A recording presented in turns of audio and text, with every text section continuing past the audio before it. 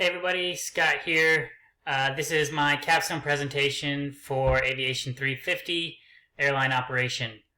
So let's dive in.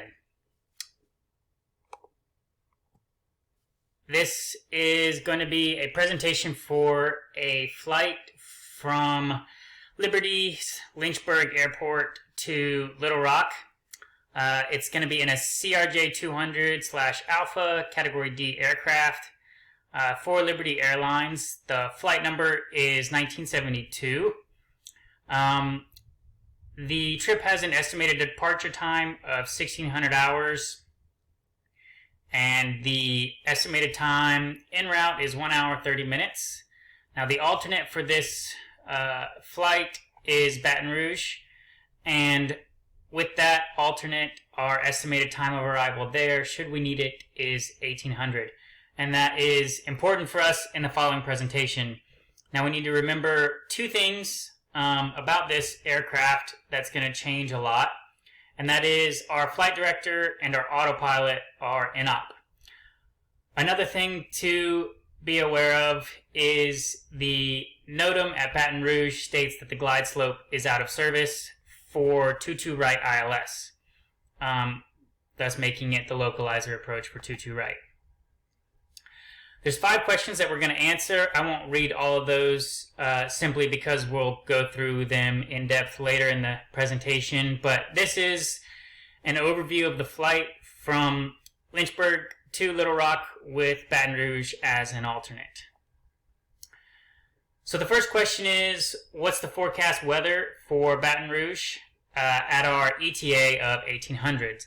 Now, looking at the TAF here, on the second bullet point, we can see that on the 12th day of the month at 1700, the wind is expected to be from 190 at 8 knots, greater than 6 statute miles of visibility, with showers in the vicinity, and then scattered at 3,000, broken at 7,000.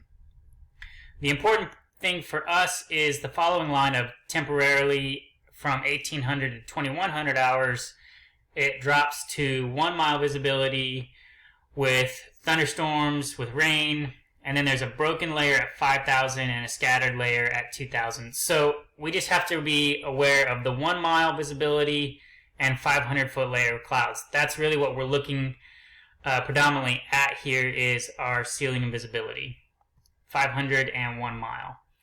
So question number 2 asks, what are the lowest legal 1 nav alt weather minimums for Baton Rouge, the ceiling and visibility? Now, since we don't have flight director autopilot out, we can't use the GPS approaches, and so we're left with the non-GPS approaches. And we're also doing the 1 nav rule from the FOM, which states that we need to add 400 feet to our altitude and 1 mile to our visibility.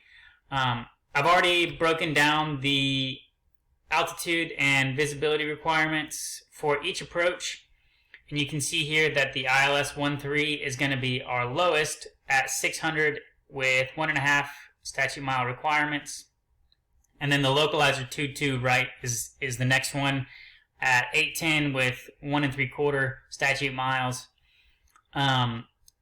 If you look at the ILS 13 approach plate here that's on the right side of the slide, we can see that there's a note for number 1 here, and if we look at it, it says the RVR can go down to 1800 with flight director and autopilot. But since our flight director and autopilot are in op, we cannot do that note.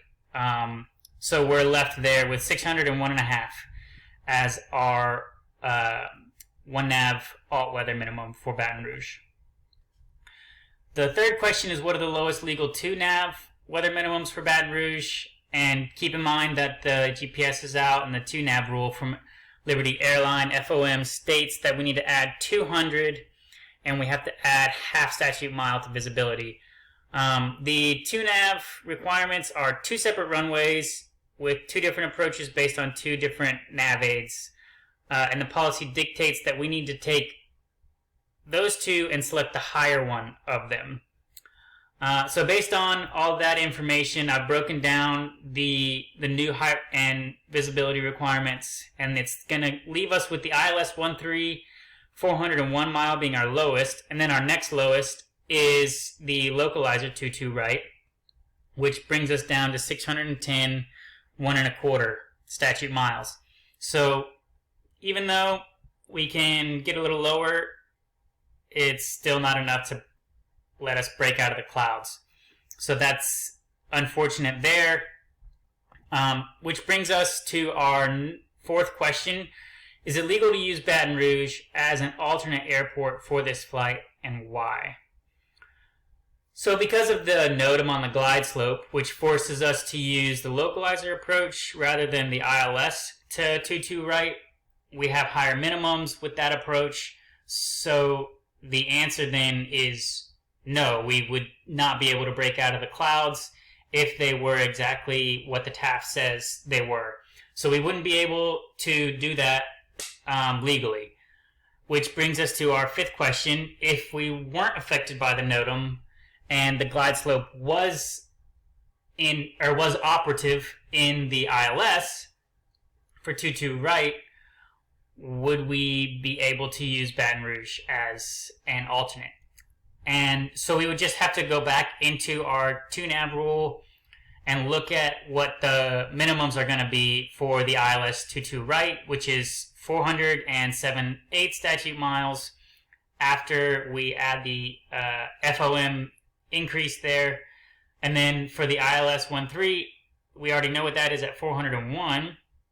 So by doing this, we eliminate the localizer 22 and we add the ILS 22 right, which allows us to have a new approach, which is going to be the ILS 13, which will let us get 401, and that will let us break out of the clouds at Baton Rouge should we need to use it as an alternate. And so we would be able to use it as a minimum weather, the alternate weather minimum for us on this trip.